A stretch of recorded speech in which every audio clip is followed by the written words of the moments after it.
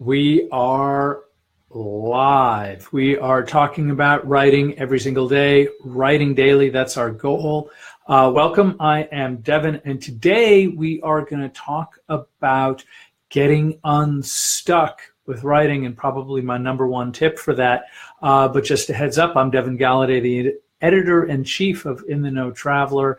I have a creative writing nonfiction MFA, and the author of the upcoming book, 10,000 Miles with My Dead Father's Ashes, a memoir. So we're going to dive into memoir over the days.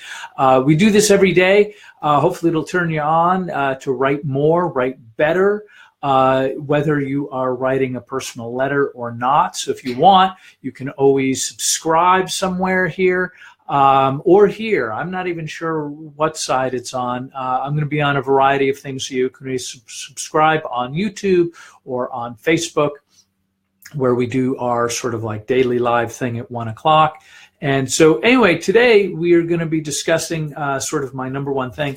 But here, turn up the volume just in case you can't hear me. I do supply some cards a little bit here and there, but it's not always what I do. So anyway, I'm glad that you're joining us today. And today, actually, what we're going to do is talking about getting started with writer's prompts. These are sort of like the things that you may have been given in high school, or maybe if you had joined a writer's group or something like that. They'll talk about them as if you get stuck.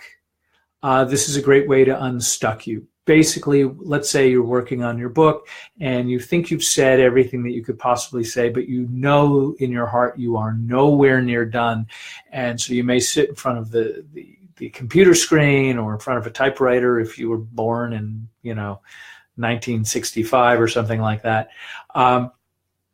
And you just don't have anything else to say. So the idea of the writer's prompt is to get you moving, writing a scene, get you moving, doing a thing that you might not normally do. In other words, it's kind of like a prearranged idea of writing. And I actually started my book by doing precisely that. I started writing my book that came from a writer's class. It was a writing class that I had taken when I had gone back to school.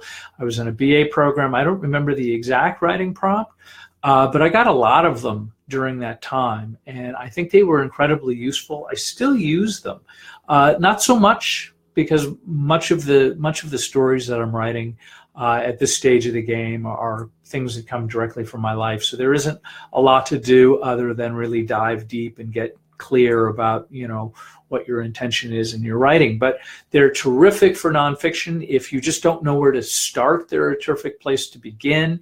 And so some of the I think probably the most obvious places is to write about your favorite things. I know this is a little bit broad, but your favorite things could be anything from a childhood stuffed animal to why you like beets. These may not be the most exciting topics, but again, the writer's prompt idea is to get you started, is to get you writing, where if you're staring at a screen for too long, or it's becoming like a chore, like I don't want to do it because I'm just not writing what it is that I would hope.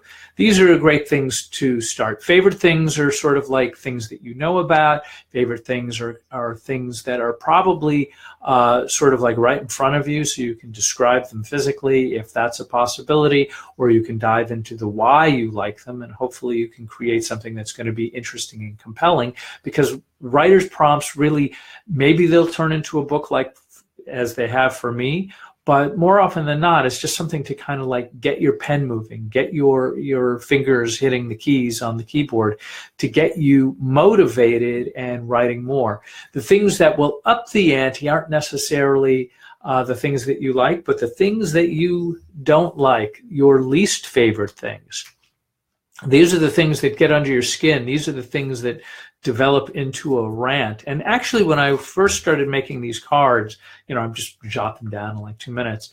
The things that I initially wrote was best memories and worst memories. Now, I understand when we talk about worst memories, we're talking about probably the things that are very upsetting, very challenging, things in your history that you're either not proud of, or you can't stand, or have really changed the way you think and look at your own life. And so, before you dive into sort of like the worst memory category, I'm going to suggest that you just kind of understand that this is part of a process. Like for me, in writing a memoir, I wrote down some really kind of crummy things and I dived into it. And I can't say, like I can say personally it was a catharsis, but I'm just saying anytime you dive into sort of like the worst memory sort of category, recognize that you're going to be digging into stuff that you are probably already uncomfortable with. And in writing about it, if you write through it, you'll probably get to the other side and have a deeper perspective and perhaps even a detachment to those things. So there might be some benefit in it, but if this is something where you're particularly sensitive, just be really mindful. This is not a requirement in any way. It's just something that, I suggest. And if you're a serious writer, it may be something that will be worth looking into if you're looking to dive into some of those more challenging subjects from your history.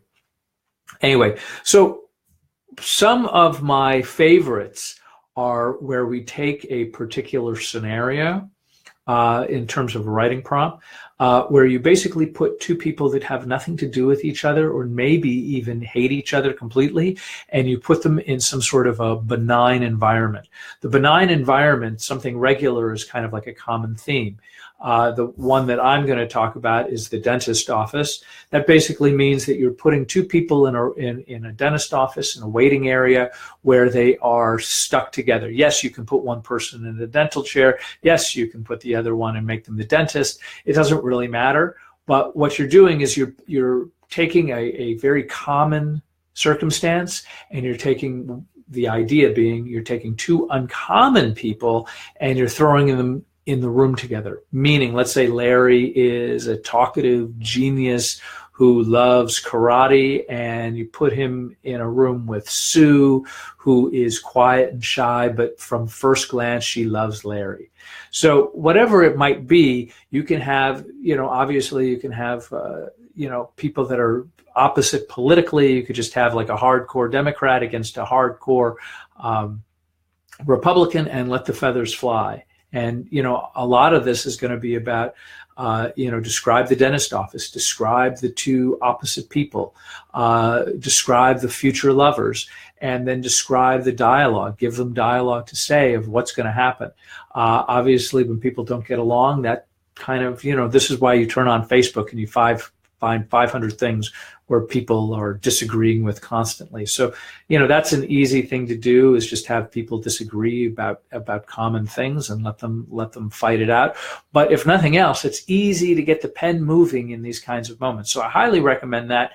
The other thing that I did is that, you put somebody, again, whoops, we already did the dentist office, the empty room. And the empty room is basically the same kind of idea, where there is no distractions and you have two people locked up together, or even just one person who might be alone with their thoughts and sort of like, I can't get out of this room.